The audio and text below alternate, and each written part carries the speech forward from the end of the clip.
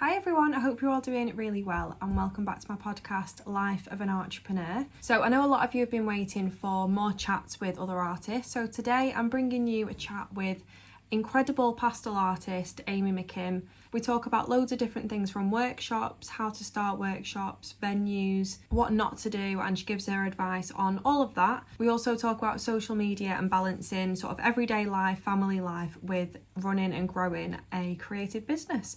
So I hope you enjoyed this episode and let me know what you think down in the comments below. I've also left a link to Amy's social media down below along with her next upcoming workshop. So if you want to go and attend, then the link is in the description below.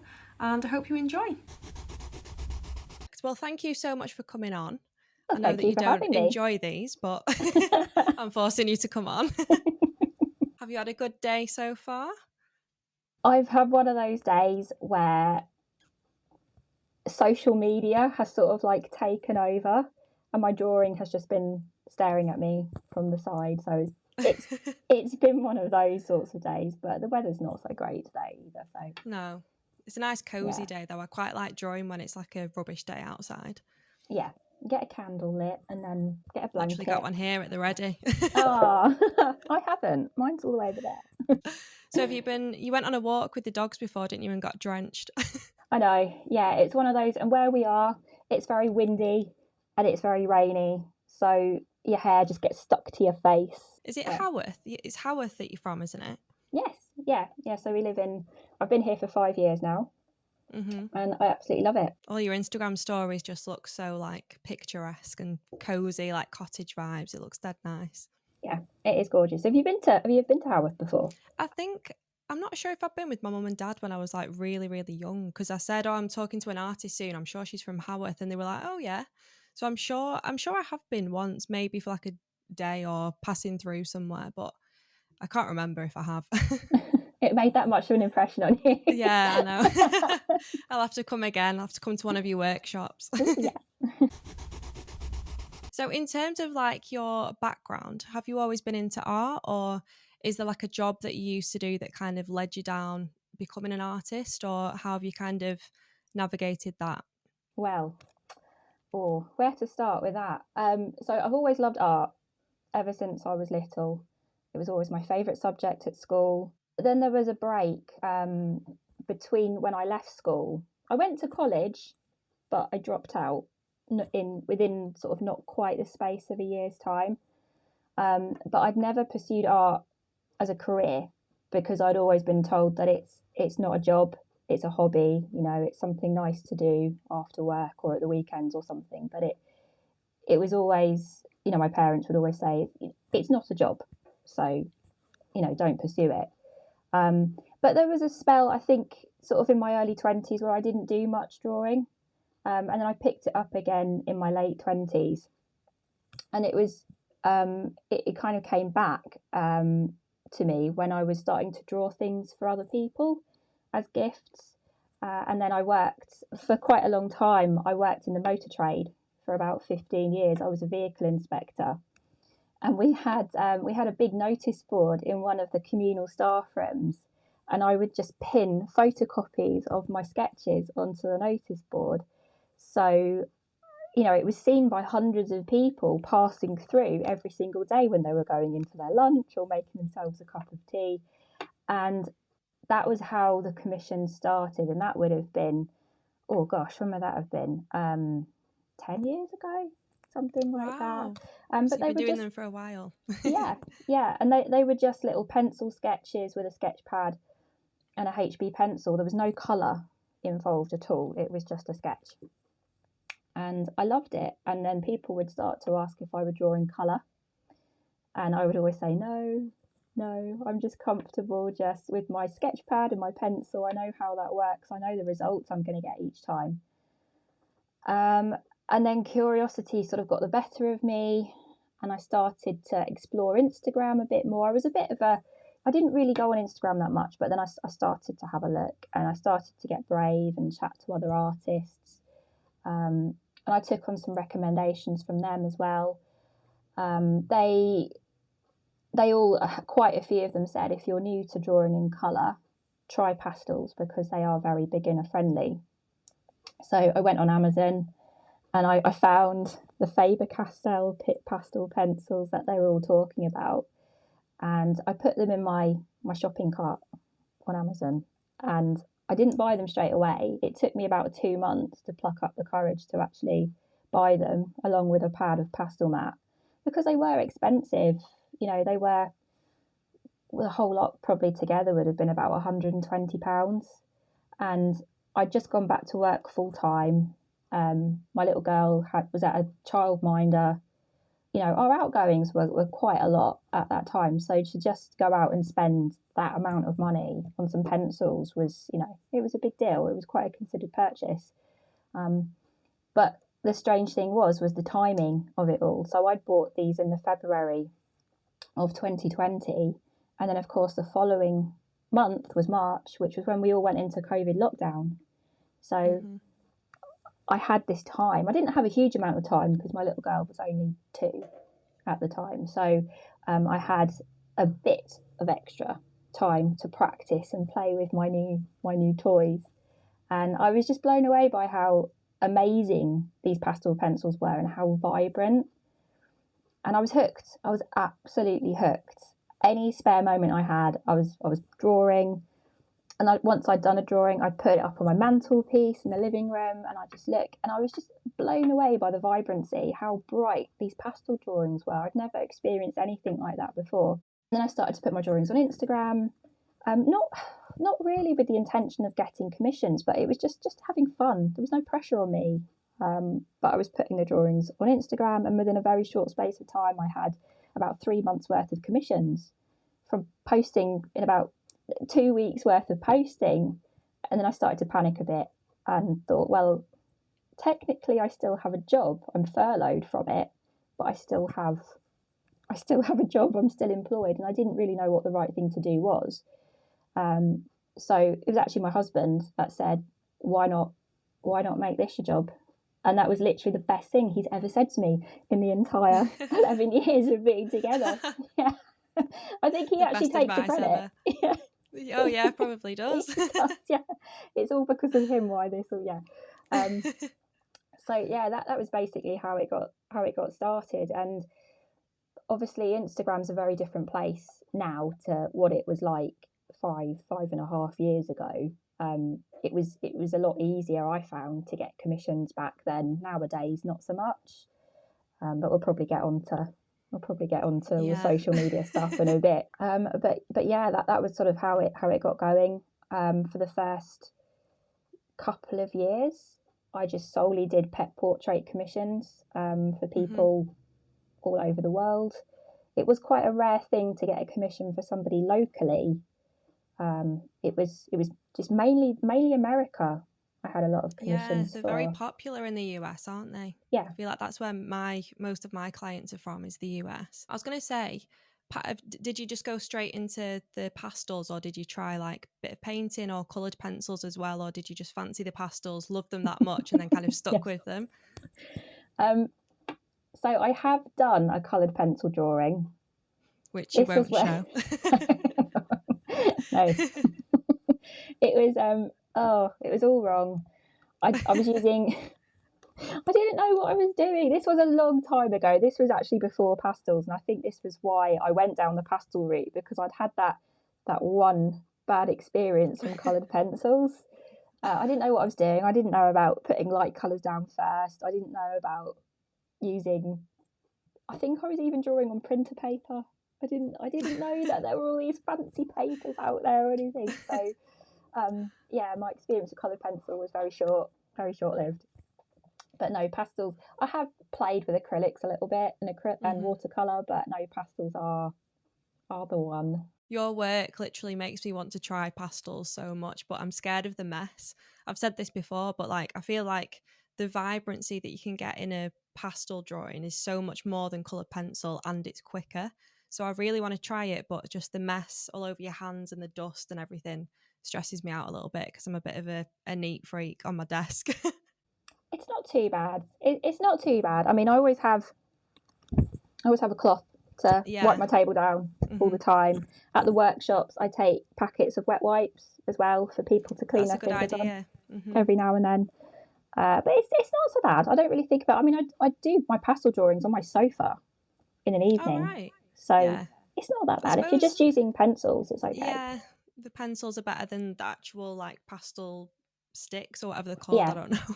yeah, Yeah. yeah. The soft Less pastels, messy. yeah, yeah. I don't think I'd be. Although I have taken my soft pastels onto my sofa. Risky. It was risky. I have done it. As long as it's a small area, you're okay. Hope your But sofa's yeah. not white. Have you always drawn, like, did you start drawing animals and pets? Is that what you started doing at first? Or did you kind of go into that because that's what you kind of gravitated towards? Yeah, I suppose with the pastels, yeah, it was always animals. I think it actually originally started from I drew my auntie's dog for her. Mm-hmm. Her dog had recently passed away, and yeah, she was absolutely devastated. And I thought I'll have a go at drawing Ozzy for her. So I had a go, and he was a golden retriever.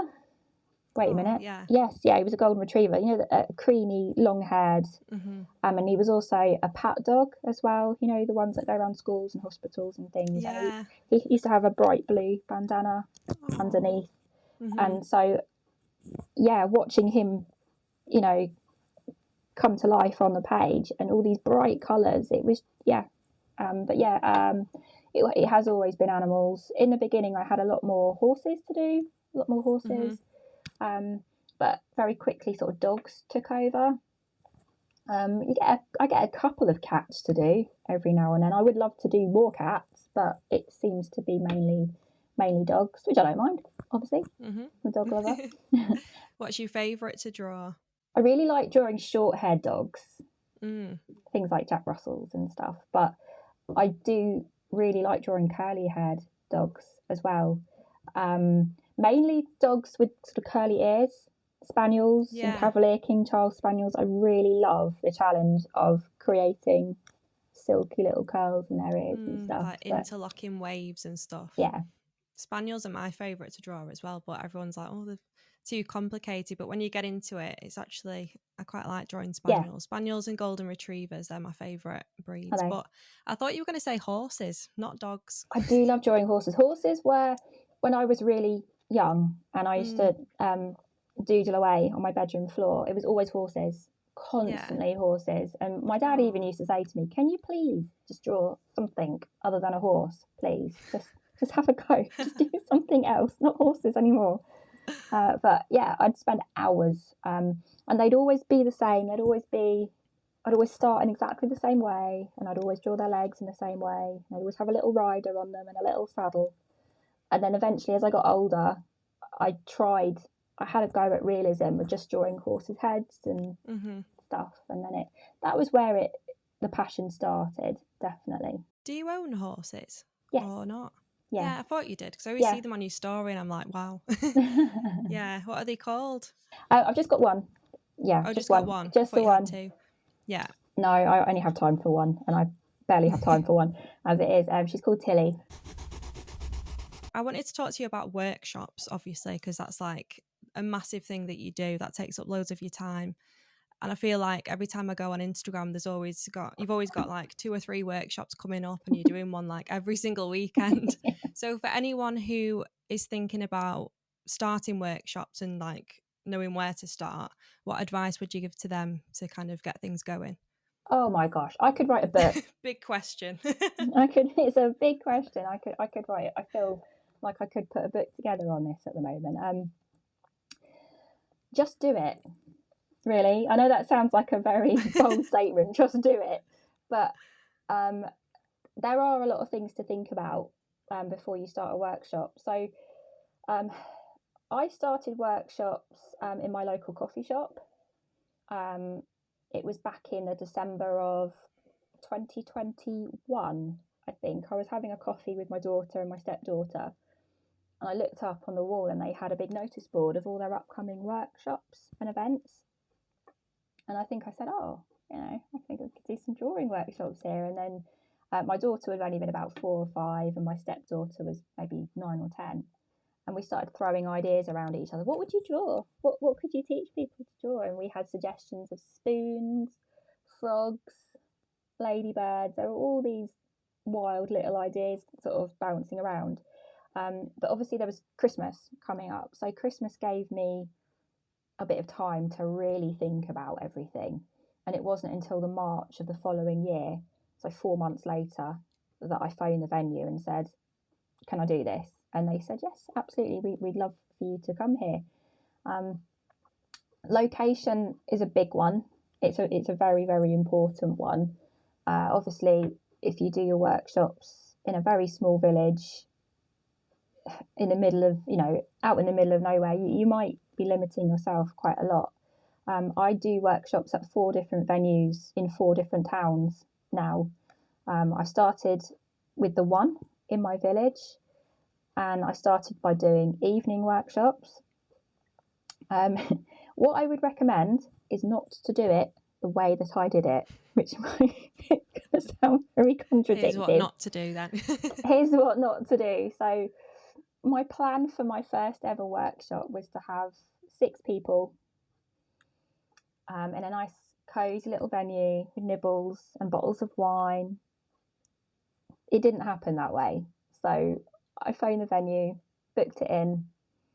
I actually, before I even booked it in, I put a bit of a sort of shout out in all my local Facebook groups, just suggesting it. Would anyone locally be interested in a beginner's art workshop here? And I had a really good response, and a lot of people were really interested in it. I saved that post, and I saw, everybody that had commented and said, yes, definitely us, definitely us, definitely us. And when it came to booking the workshop, I got my 6 people, the 6 people that are originally the amount that I wanted to come. And then a couple more people asked and said, oh, we'd really like to come too. Could we book on? And I thought, yeah, it's fine. 8's not much more than 6, is it? It's fine. And then a couple more. Can we come too? We'd really like to come too. And I thought, yeah, 10's not that much more than 6. That's fine. And then a couple more, and then a couple more, and then it got to 20.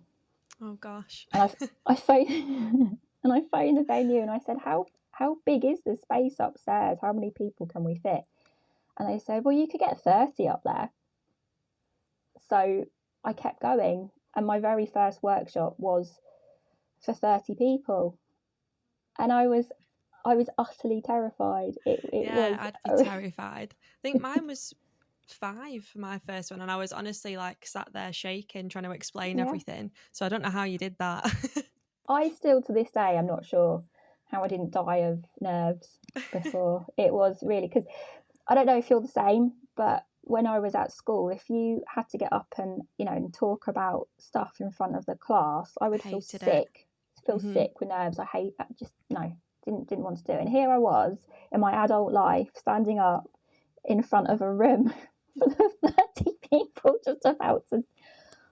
But your first ever one as well. My first ever workshop. Obviously, there was a big cost involved too for 30 people. There were a lot of materials to buy. This is why it's better to to make it small. Do what you're going to say, and just have a small amount. It ended up being the best night of my life, hands down. It was incredible. I got past the nerves within the first sort of 5 or 10 minutes. And the moment I started to pick up the pastel pencils and start talking about them, my nerves just went, and it was just brilliant. The moment everybody looked down at their paper and started to draw, we were flying. That was it. It was great. And the workshop was for 2 hours. And throughout that 2-hour workshop, people could go and buy hot drinks or beer or cake, hot chocolate, whatever they wanted. They could go and just wander downstairs and go and buy something. It was very relaxed. And then, to my amazement, at the end, there was a queue of people sort of heading towards my demo table, and they were all asking, when's the next one? We've really enjoyed tonight. When are you doing another one? And that was just, You must have done all right then with your explaining. It must have been okay. But it was a brilliant night, and I was just on cloud 9. I don't think I got to sleep until 2 o'clock that morning because I was just buzzing. I was so Oh, happy. If I could bottle that feeling and sell it, I would be a billionaire. It was yeah. just immense. What did you draw for that first workshop? We drew a dog's nose Mm-hmm. for that workshop. Yeah. And I think there were about 5 or 6 colours. So this is another tip for anybody wanting to get started. Obviously, have a smaller amount of people. You don't have to go and buy loads of materials per person. Make sure you have your core set of pencils. So I use a lot of black, white, and grey, and those 3 colours were in that initial materials list. I think I had an ochre and a brown as well. I'm not sure. Can't remember, a dark sepia or something like that. But yeah, you don't need to go out and buy full sets of pencils. You don't need to go and buy hundreds and hundreds of pencils. You can keep your materials quite small and quite simple to start off with. It will, however, probably end up being one of the most expensive workshops you do because you are buying everything. So your first workshop, I know my first workshop was definitely the most expensive one I ever did. There were 5 or 6 pencils per person and 30 people, plus pastel mat for everybody as well, and plus all the other little bits and bobs. So it did add up. It did add up. But I suppose if that's something that you're really wanting to go down, like the workshop route, you kind of have to see it as an investment, and you can use all those pencils for your next workshop, and gradually you just start building up your materials and build up the amount of people that you're teaching every time. So I guess you've got to see it like that. Yeah, absolutely. I actually, when I was ordering all my materials, I wasn't necessarily thinking about my next workshop. I was just thinking, worst case scenario, if I don't enjoy this workshop, I'll use all these pencils. It might take me a few years. Last you a lifetime. But I'll use them. So it did come as quite a shock at the end of the workshop when people were coming up and saying, when's the next one? Because I hadn't thought that far ahead. But you don't necessarily have to think that far ahead either. Just do one, see what you think. Yeah. You know. Do you think that first workshop gave you the confidence to go on and do more, and think that that's something that you really want to keep up? Yeah, absolutely. It was, it literally was the best experience ever, and it pushed my comfort zone so much. I just felt like after that anything was possible. You could do anything, and so then I got excited thinking about different subjects as well. It was a great night. Do you still get people that came to that first ever workshop that still come to your workshops now? Yeah. Or is it a lot more varied now that you're doing like different locations? Yeah, definitely. I do have a few actually that first came to that very first workshop. So that was 3.5 years ago.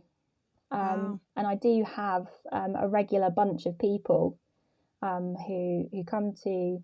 You might see on some of my videos, you might see a few faces that were at that workshop, and now they've come to that one as well. But I'd say probably it's an even split. I'd say 50% are regulars and 50% are new people. That's quite nice. Yeah. Yeah. It's really lovely because you don't expect, this is something else out of the workshops that I never expected, the friends you make from it as well. I've met so many people from the workshops. I could be shopping in a village or a town, not even anywhere near home, and someone will tap me on the shoulder and say, "Hi, I came to your workshop, a year ago or something," and it's really sweet. Yeah, it's like somewhere where loads of like creative, like-minded people can come together, like in person as well, because without the workshops they probably wouldn't. Yeah. How much preparation do you do beforehand? Because I know we've spoken about this before, but my preparation is like 2 weeks solid and yours is like, I just do it the night before. Yeah, I do. I know. I wish I was that person, but the problem is I have so many workshops sometimes. I have had weeks where I've done 4 or 5 workshops in 1 week. Oh my gosh. So I can't prepare everything way in advance for some workshops because I'll be using materials. Say, for example, if I've got a workshop on a Saturday and I'm preparing for it on a Friday, I can't then, those materials will be needed for the next workshop and the next workshop. So I literally have to prepare the day before. But yeah, I almost need that pressure sometimes. I don't know if you're the same, of Mm, waiting a until little the bit. last minute to get stuff done. I almost need that push to just do Yeah, it. I know what you mean. I think for me, I mean, I don't think you draw out all the initial outlines or anything, do you? Do they do that They do that. themselves? Yeah. Yeah. I think that's what I need to do because I draw the outline for everyone. And if I've got sort of 8 people coming to my workshop, which I think is the most I've had so far, obviously that takes me like hours to do, even when it's like a little study like that. I Yeah. think that takes up a lot of time and I probably don't need to do it. But then I think coloured pencils are quite time consuming. So those 2 hours are quite necessary. So I Yeah. think if everyone did the outline, like half an hour would be gone and we'd only be left with an hour and a half. But I guess it's something to think about. With my evening workshop subjects, I used to do the outline for everybody beforehand. I remember one evening workshop, we were drawing stars. So I was getting everyone to look at Oh, the I think tonal I remember values. seeing that one. Yeah. And I was doing the outlines whilst I was getting my hair done at the hairdressers. So whilst my colour was developing in the chair, I was, and I was just, right, done that one, put it on the side. Next one. And by the time my colour had developed, I had done sort of 30 outlines for people. But yeah, you have to get clever with your time. Any little Yeah. bits of time that you've got, you have to. Time is precious. So if anyone who's listening wants to come to one of your workshops, where can they find you? Oh, well, everything's listed on my website. But I host my workshops in Haworth. So I do a mixture of workshops as well. So I do Saturday morning workshops, full day workshops, evening workshops, and I think that's all the workshops. Yes, I think it's, yeah. For a little while I was doing weekday morning workshops as well. Yeah. But yeah, there's workshops for everybody, and they're all beginner friendly as well. I don't sort of split it into tiers where it's beginners, improvers, and advanced. I try and make them inclusive for everybody, and I can identify during the workshop everybody's level of experience, so I can adapt my teaching methods to whoever's there. But I've created all these different types of workshops because I recognised quite soon on that not everybody can travel to an evening workshop, especially if they're halfway across the country or something. You're not necessarily going to do a great big long drive for a 2-hour workshop to then have to go home afterwards. So the full day workshops are pretty good for that reason. People can travel. I do my full day workshops in Haworth as well, so it's a really, really nice location. If people want to make like a long weekend out of it, they'll come down maybe on a Thursday evening, stop over, and then they're ready for the workshop on the Friday morning. I can help people with accommodation recommendations as well, because there are so many beautiful places to stay in Haworth. And it's the other thing to mention about Haworth, it's absolutely steeped in history. It was the home of the Bronte family. So yeah, there's the parsonage there where the Bronte family lived. It is just a stunning stunning location. You've got Top Withens as well, the inspiration behind Wuthering Heights. So there's so much stuff up here. Yeah, so it's worth going to, worth visiting, and worth going to a workshop. Yeah, there is a lot of stuff I could say to people who are thinking about starting doing their own workshops. I only briefly touched on that actually, but your location is so important, and don't just decide to do them at the first one you see. Go and see as many venues as you possibly can. They'll all have a different feel to them, and ultimately the kind of feel that I'm going for at a venue is just somewhere cozy where people can just relax and chill, because so often I get people come to the workshop who are really nervous. They'll walk through the door and you can see the nerves and sometimes the terror on his face. And they say, please don't expect anything from me. I haven't drawn for 30 years and I'm not sure what I'm going to be like today. And it's just absolutely fine. They're my favourite sorts of people that come to the workshops, because I can really help with that. I can really identify when people are nervous and when they need that confidence. And the workshops are probably 50% learning how to to draw with pastels and 50% confidence. I find that a lot. And there's nothing better than building someone's confidence up enough to the point where at the end of the workshop they will say, where do you get all the stuff from? Where can I buy this? Where can I, and then you've done your job well. I bet that's so rewarding for you as Yeah. well.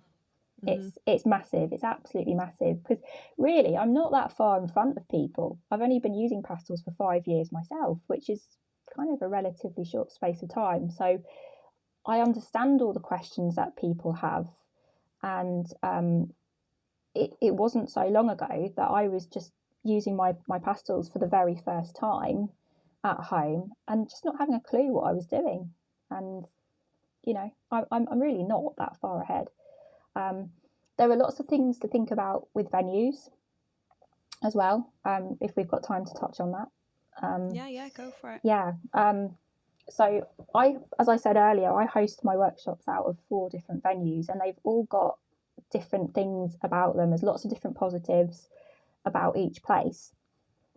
But there is quite a large checklist of things that when you're going to look at a venue that you need to think about.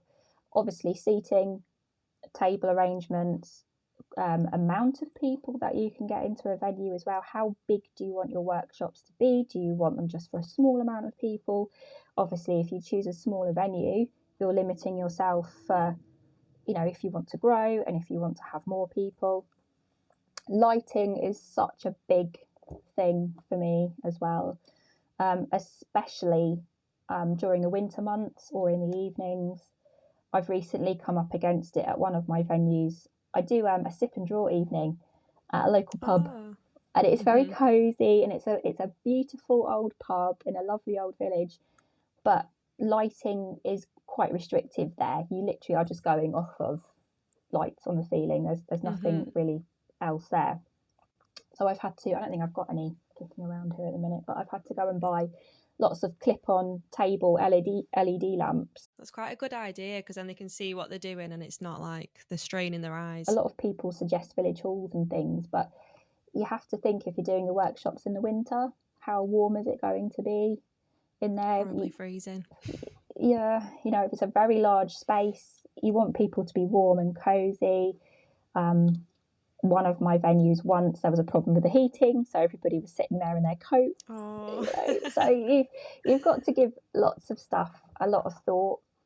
Catering, do you want people to bring their own packed lunches, or will the venue provide food? There's lots of costs involved. There's lots of things to calculate. Lots of little things that you don't really think about until you really think about it. The first one I did was at Stanley House, which is like a wedding venue, and I was like, I wanted it to be quite cozy. It was a really nice room that we did it in, like floor to ceiling windows, so it was really bright. And I was like, you're going to get a glass of Prosecco included with like your ticket. And by the time I'd bought all the pencils for everyone, the Prosecco for everyone, all like organised everything, I don't think I even made a profit, and if I did, it was literally like the tiniest bit ever. So that first ever one that you do is going to be very expensive, but worth it if you're going to kind of continue it on. But yeah, you don't always need these little bits like the Prosecco or whatever, because a lot of people are there just to draw or just for the art, and that's like an added extra. So yeah, maybe for your first one, don't worry too much about any of that. Yeah, you don't need to worry about all the little things. Are they going to like the pencil pots? Are they going to like that snack? Are they going to, they are there. Yes, it's an experience as well as learning how to draw something. So you do want to make it special for people when they're coming along, especially if they've travelled, they're coming to, I do try and make it more of an experience as well as just learning how to use pastels. But whenever you make a mistake when you're starting the workshops, it basically is an opportunity to learn something. So your next one will be better. Yes, yeah. So whenever you make a mistake, you have taught yourself, do not do that next time. Yeah. Remember to bring that with you. Do not leave it at home. I've got a little note. It's like a don't forget list. And the list is 3.5 years old. The paper is all The paper is all wrinkled and there's smudgy pastely fingerprints all over it, but it's like my little, it's just so important, this little list. I will stand there when I think I've packed everything that I need for a workshop at every single night before, and I will run through that list. Oh, yeah, forgot that. And I will always forget the same thing every time, but that list literally is, yeah, it's really important. It's a good idea, because I think the more regular you become, you think, oh, it'll be in there, it'll be fine. But then, like, you need that list, don't you, just to make sure. Yeah, you absolutely do. I mean, you'll never get it perfect every single time. Last weekend, for the first time ever, I left some pencils at home, which I really needed. I really needed them. I was doing a soft pastel sunset workshop, so the majority of the workshop was using soft pastels for the background, but there was a sun in there as well, which I needed some yellow and orange pencils for. And I thought, and I was doing the demo, and if anyone's listening who was at that workshop, you'll probably remember the moment when I went, oh, like, when the penny dropped. I thought, I haven't put any yellow pencils in my box for this sun, but it was absolutely fine, because I think I left the venue, and where I'd parked my car, I ran to my car. The drive back home was 3 minutes. I parked my car outside my house, flew down the steps, into the art studio, grabbed the pencils, confused everybody. Like, what are you doing back here? I did the whole thing in 12 minutes, so it was fine. That's all right. No drama. It was absolutely These things fine. happen, don't they? Yeah, but it does help if you have a venue which is close to home for such emergencies. You know, you don't want to be 2 hours away and forget your pencil sharpeners or something, because that could be a bit of a problem. So do you talk people through what it is that they're going to be drawing, and do you actually draw it as well, or do you just kind of explain and not draw it and then just help them as they're sort of doing it? How do you teach the workshops? Yeah. So the last one. So in the beginning, when I used to do full day workshops, so I used to do pet portrait workshops to start off with. They were the very first full day workshops I used to do, and I would do the drawing along with them at the same time. But the temptation is to get you get really stuck into your own drawing. You always, but I find you have to be present in the room at all times, and people might not necessarily know it, but I've got my eye on everybody's drawing at every single stage, so that I am ready to advise if anyone's getting a bit stuck or someone needs a bit of help. I don't want people to sort of do 2 or 3 hours drawing without me looking up and helping. So I'm constantly floating around the room, and I'm always there to help. People can have as much or as little help as they want as well. I do have, from time to time, I do have coloured pencil artists come along to the workshop where they've really wanted to learn pastel. So I do get some people that have had some experience, but the majority of people that come are beginners. They may have been to a couple of workshops before, but it's not unusual to have people that are complete beginners. But yeah, people can have as much or as little help as they want. Some people will just get on with it, and you don't even though I offer my help, or if I just ask how you're getting on, is there any bits that you're struggling with, some people will just go and they'll just do it. Yeah. You'll also find some people are a lot quicker than others. You'll have some people that are much slower and who are much more detailed, and that's absolutely fine as well. That's why it's important to kind of be present in the room, as you said, and kind of go around and help see what stages people are at. I think in my last one, I definitely got carried away with my drawing. I looked up, I was like, oh, it's been 10 minutes. I've not even been round. So yeah, it's hard. It's easy to get carried away, and definitely go around and help people where you can if you are looking to get into workshops. Yeah, I feel like that was a very good explanation of workshops. Well done. Asked you all the juicy questions there. I'm just trying to think if there's anything else I could say about venues, because I'm sure I remember. I guess lots of different stuff. ones will attract different people as well. Yeah. And I guess the more that you do, the more you kind of figure out which kind of venues and which kind of people, and you'll just probably get a feeling of which one works and fits in with what you want to do, I guess. So when is your next one? Oh gosh, I don't know without looking at my calendar. On the spot. I think I don't even know where my calendar is. It's gone somewhere. I don't even know. I don't know. I think I'll link it in the description anyway. You can tell me after and I'll link it in the description. I think I have a feeling it's the 8th of October. In a week. I literally have my calendar there and it's not there. But I actually joked with a friend the other day. She said, oh, when shall we go for a coffee? And I said, hang on, let me just check my website because I do roughly have an idea of when they are, but I couldn't. I know I've got a lot coming up in October and November. I don't think I have so many in December this year, actually. But October and November, I've got quite a lot on. Do you book in quite a lot around Christmas or not? Not so many. I find that Christmas, December time is quite an expensive time of year for people. And from past experience, I don't know, it's a mixed one. I think evening workshops work quite well in December, but you have got to get in with the venue quite soon for those, because if you're picking a popular venue, which has got a lot of events on, December is going to be their month for events and Christmas parties and stuff like that. So I missed out on 2 venues this year because I was too slow at getting the dates together. So I've put a couple more on in November for them instead. December can be a great month for things like evening workshops where people are getting together. Sometimes it's good to sort of advertise evening workshops in December as kind of like work Christmas art workshop parties and things like that. There are so many different themes that you can have for workshops as well.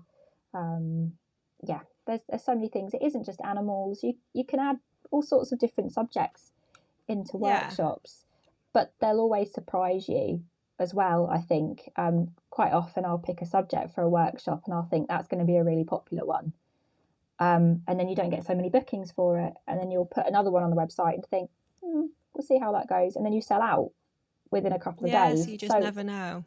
You never really know. Everyone has their own, everyone has their favourite animal. But I do find that wildlife subjects are very popular. I bet the pet portrait workshop, like full day workshops you did, were very popular. They were. And then people started to request, can I draw my own pet at that workshop? So then I started to introduce the draw your own pet workshops. And they're lovely. Such a good idea.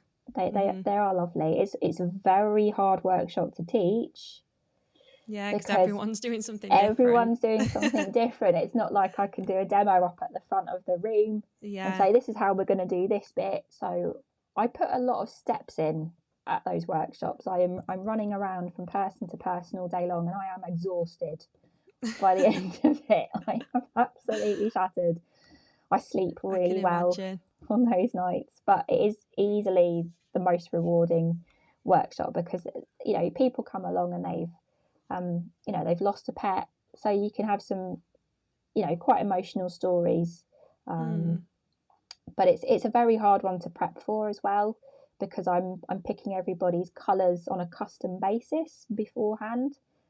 So people will send me a photo of their pet and I will sit for hours and look through everybody's photos. I can't do it all in one day either. I split it over quite a few days. So I will look at the photo and I will custom pick out everything, even down to the colour of the paper and the size of the subject. There's a lot of preparation involved in those ones. They're probably the most rewarding, aren't they? Because people are drawing something that they personally really want to draw.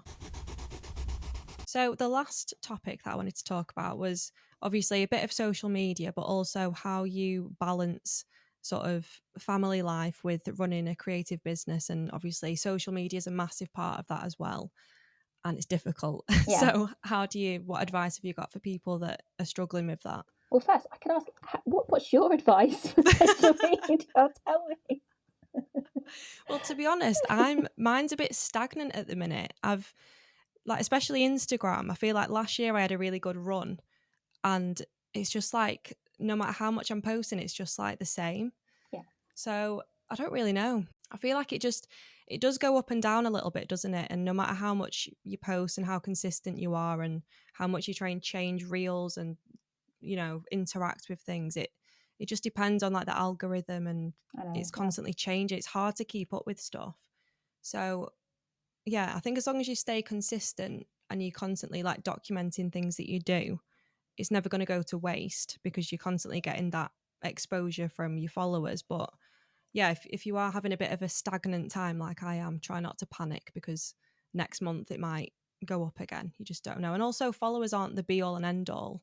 It's like, it's more just, I try and see Instagram as like an online portfolio, like scroll through it and people can get an idea of like who I am and what kind of work I do and stuff like that, rather than worrying too much about anything else. But it is hard.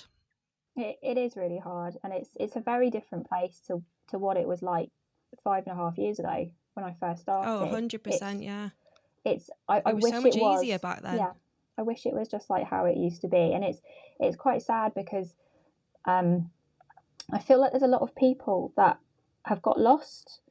You know, I followed so many people, and I felt like I feel like I don't see a lot of people's posts anymore. That's true. And I think, is that my fault? Did I not interact with it enough? Did I not engage with it enough? But it was just weird. It almost felt like overnight they just dropped away somewhere. And that's really upsetting because, yeah, that's probably the worst part of it for me, because the art community is largely a lovely community to be a part of. Mm-hmm. And it almost just feels like, I don't know, where have you gone? Like, everyone's missing. Everyone's gone. They've all gone somewhere. But it's very hard for me to get a commission on Instagram these days. I mean, I have got to take some responsibility for it because I don't post as regularly as I used to. I think when I was 2 years into it, I was posting every day. I was posting content. It was for 2 years, but I enjoyed it. It didn't feel like a chore. I really enjoyed posting and showing everyone my progress and stuff. And equally, I loved seeing what everyone else was up to as well. But reality, sort of juggling family life, is it's tricky. It is tricky. Family will always come first over anything. Family life has changed for me quite significantly in the last couple of years. I've told you briefly about this, but I moved my dad and his partner to live closer to me up here in Haworth, because they were having a bit of a housing crisis where they were living in Cornwall. So I've moved them up here, but my dad was finally diagnosed with Alzheimer's in March this year. We knew there was a problem for quite a long time, but the whole sort of diagnosis, well, it just takes such a long time. We first took him to the doctors in May or June the year before, and we finally got a diagnosis in March this year. And his partner was also diagnosed with cancer as well. So there's a lot of other sort of things going on sort of in the background that people don't see. And you know, and anything can happen. Like right before this call, I had a call from my dad's partner about something that was, you know, so, you know, there's a lot of stuff. And obviously when you've got kids as well, your day is split into parts where you're doing the school drop off, and then you know, you've got to think about dinner, then you're doing the school pickup. So you have to cram everything that you're doing, and you have got to be quite disciplined with how you sort of segment your day, I suppose. Before, when I was just purely doing pet portraits and there was no workshops, I would just draw from 9 o'clock in the morning, stop for lunch, draw all the way through till tea time, because my little girl was at nursery school and she was there for most of the day. She was having a great time, and I was at home drawing all day. And then once she'd gone to bed, I'd be drawing from 7 o'clock in the evening through to 11 o'clock at night. So super productive. I was very productive in the early days. So everything has, it's changed, because now I feel like I'm doing a job of two people. So I'm trying to be careful with how much I take on, but equally I still have to think about next year. You know, I've got my bookings that I'm working on at the moment commission wise, but I still have to keep sort of thinking about, okay, so once I've got this block of commissions completed, what am I going to do thereafter in 2026? So I feel very fortunate to be doing this, and I still pinch myself every morning that I wake up. I feel really fortunate that I'm doing this. Yeah. It's literally, this was such a dream job for me. It was almost, yeah, it was. The problem was it was such a distant dream job. It wasn't even a dream anymore, because I'd always been told that you couldn't do this as a career. You can't be an artist. Go and get a proper job. And Yeah. then it was 100%. it was almost in the same category as winning the lottery. It was that impossible, you know. Yeah. You dream about it, but then you step back out of that bubble again. So yeah, I feel very, very fortunate that this is a job. And it's very possible to make this a job as well. Like, it's not as if someone's just gone, oh, you're quite good at art, you can come and be an artist. Like, it's years of hard work, but it is possible. It is possible. I think a lot of people that are sort of beginners or maybe coming out of college or school, like I know when I was in college and school and even at uni, everyone was like, well, what are you going to do with a fine art degree? Like, what are you going to do after that? And I'd be like, well, I'm not really sure. Like, I was doing pet portraits, but I didn't think I could ever make that into a full-time thing and then have other things going on, because I didn't know that that was possible or what the potential was. So I think it's important to kind of connect with other artists and kind of see what they're doing and what actually is possible. So did you leave uni and then just jump straight into this? You didn't do anything else in Yeah. the in between? No, so it was quite good timing for me, because my last year of uni, we kind of went into the lockdown. So I had to graduate from home on Zoom, which was very Wow. sad. Okay. But yeah, so the last few weeks I actually finished early because we had to go home and literally go into the lockdown. But whilst I was at uni, them whole 3 years, I was doing pet portrait commissions on the side, but not like, I wasn't like fully booked, but I was just doing them here and there. And then obviously the lockdown, people were losing jobs rather than getting jobs. And I was like, I'm not really sure what I can do anyway. So I just tried to grow that as much as I could and built my website, posted on social media, started getting more commissions in. And then it kind of grew from there. Set up an Etsy shop as well, just trying to get more income coming in. And then, yeah, it was kind of like 50-50 as to whether I was going to do maybe like graphic design or something, or just absolutely go for it with the pet portraits and kind of explore what else I could do. And I'm so glad now, looking back, that I didn't just go and get like a proper job and I stuck with it, because I don't know what I'd be doing now if I wasn't kind of doing this. It's a weird thing to think about when you Yeah. kind of reflect. Yeah. So you're kind of fortunate in a way, because when you were of school age and uni age, social media existed. Yeah. When I left school, it was the year 2000, I think. Is that right? Or 1999? Sure. Giving away my age. But, so, yeah, so when I left school, or when I was at school, it didn't exist.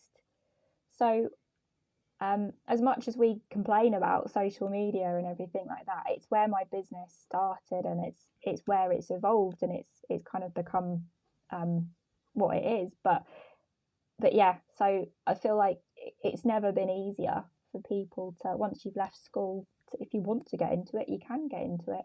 It's definitely possible. But equally, I had the experience of normal people jobs for many years as well, in workplaces and everything. And I think it just made me appreciate it even more, because for so many years, you know, I mean, especially when I had my little girl, if the feeling of having to phone a manager up to say, I'm sorry, I can't come in today, my little girl's got a cold, you know, and hearing a manager sort of go down the end of the phone, there's no worse feeling than that, you know. And then you'll get ill because you've caught the cold as well, so then you have to have twice the amount of time off work. I actually had a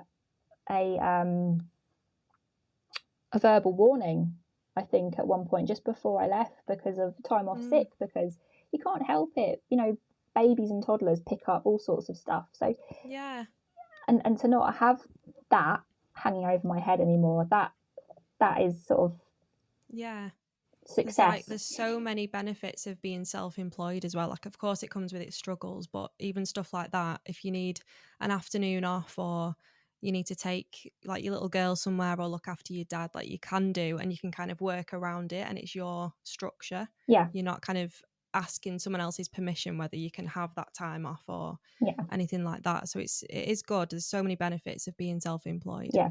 Definitely. But yeah, we've literally been on for like nearly an hour. It's been great. Thank you so much for coming on. Oh, I feel thank like you that's for going to having give me. so much value to people. So thank you so much for sharing all your stories and having a bit of a chat. I feel like there's so much more I could tell you, I but know. I'll keep that for the book or something if I ever write Yeah. Keep a little bit. Well, yeah, I hope it's helps anybody who's thinking about doing workshops. But yeah, thank you very much for asking me.